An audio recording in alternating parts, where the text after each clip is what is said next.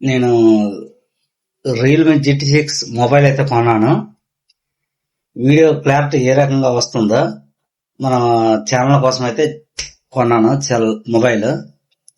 చూద్దాం. ఈ బొమ్మని వీడియో తీసి పెడతాను.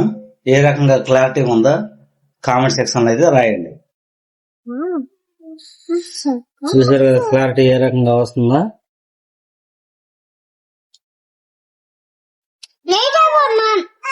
లైట్ కాదు, కొత్త సెల్ కొన్నాం కదా, అందుకోసం కెమెరా క్లారిటీ కోసం అన్నమాట.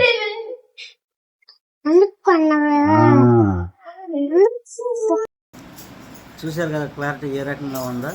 మీరు కూడా కామెంట్ సెక్షన్లో అయితే ఖచ్చితంగా రాయండి. ఈ mobile 30,000 Realme GT6 model number.